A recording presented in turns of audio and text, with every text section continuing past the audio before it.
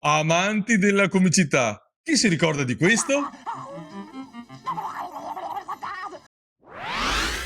Ops. Beh, oggi vi porteremo nel mondo affascinante di Linea, un'iconica serie animata italiana che ha catturato i cuori di milioni di spettatori, con la sua semplicità geniale e il suo stile unico. Preparatevi ad essere sorpresi. Sì, perché questa è la storia di una linea che ha creato un mondo intero.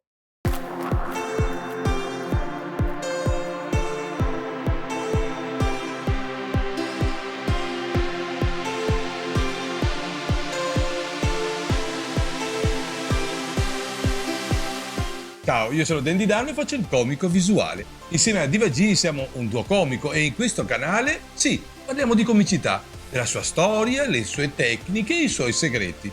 Ecco perché ti consiglio di iscriverti e di azionare la campanella.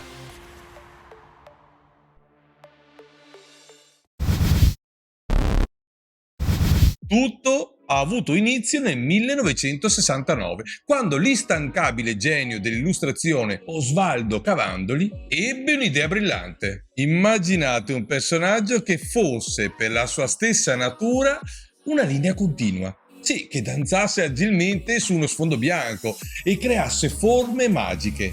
E così nasce Linea. Cavandoli scelse la linea proprio per la sua semplicità, dimostrando che spesso le idee più sorprendenti nascono comunque da concetti apparentemente banali. Lui non riesce a spiegarsi e non riuscire a spiegarsi per lui è il problema, per cui lavora tutto a gesti. La magia di Linea è che una semplice linea può diventare qualsiasi cosa, da una persona a un oggetto, da un animale a un edificio. La serie ha colto l'immaginazione del pubblico di tutto il mondo, trasformando ogni episodio in un viaggio creativo e coinvolgente.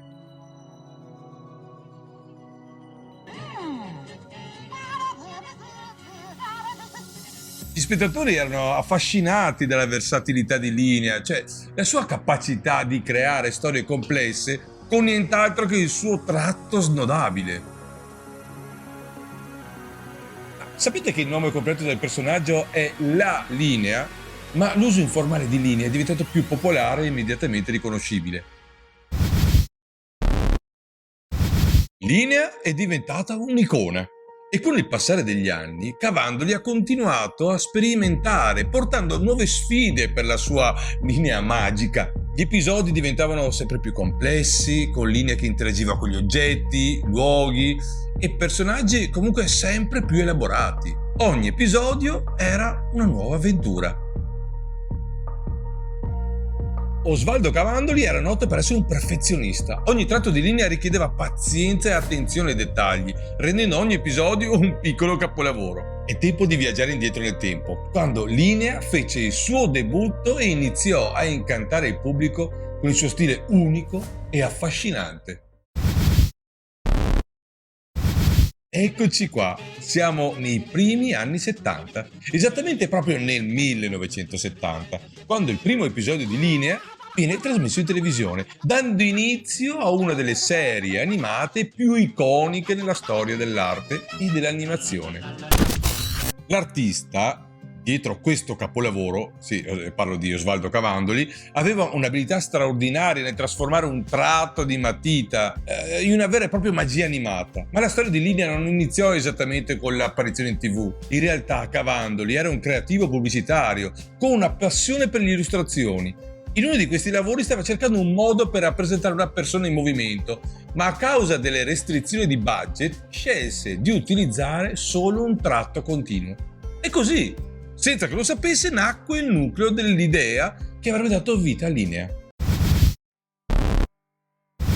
Cavandoli aveva un'immaginazione senza confini e vedeva il potenziale dietro la semplicità di Linea. La serie divenne una piattaforma per esplorare l'infinita varietà di storie e situazioni che potevano essere create utilizzando solamente una linea in movimento. Ogni episodio era una sfida, una nuova avventura che metteva alla prova la creatività di Cavandoli e col tempo affascinava il pubblico. con le innumerevoli possibilità di questo personaggio unico. E non voleva farlo parlare. Allora aveva pensato, con degli strumenti, il sassofono. A un certo punto un mio caro amico, che era bassista, ha detto: ma io conosco uno bravo, c'ha la voce. E abbiamo trovato Carletto Bononi.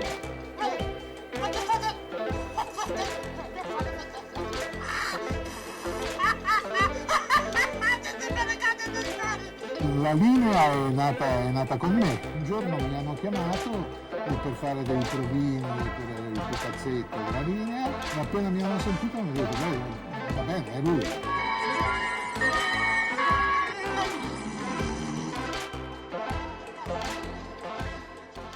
Torino Porta Torino Portanova, sia alle ore 18:18.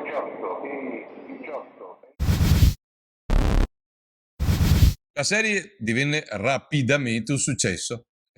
Sì, toccando il cuore degli spettatori di tutte le età. La sua semplicità affascinava i bambini, mentre il suo stile unico e l'uso creativo attiravano gli adulti. Le avventure di Linea trasmettevano emozioni, umorismo e, nonostante la mancanza di parole, riuscivano a comunicare un mondo di significato attraverso il suo movimento elegante e le espressioni fluide. E così, mentre gli anni passavano, Linea continuava ad evolversi, diventando sempre più complesso nei suoi tratti e creando ambientazioni intricate e interagendo con personaggi sempre più elaborati. Questo era il marchio distintivo di Cavandoli: spingere i limiti della sua creazione, dimostrando che anche una semplice linea poteva essere un veicolo di narrazione straordinariamente potente.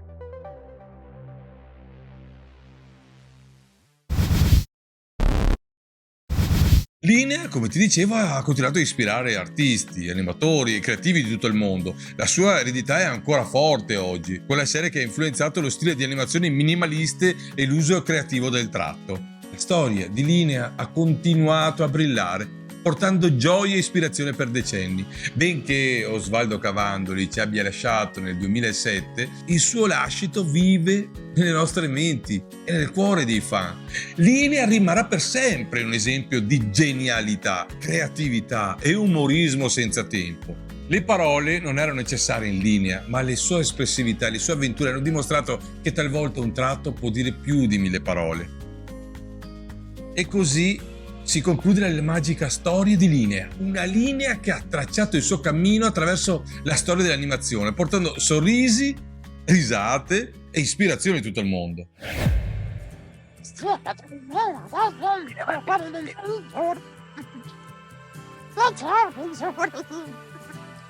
Beh, ciao amico mio, e sai una cosa? Ti voglio bene. Sono stata da Cambone. Ciao.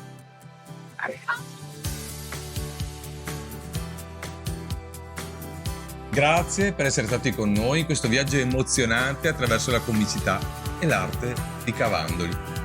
Ci vediamo alla prossima puntata.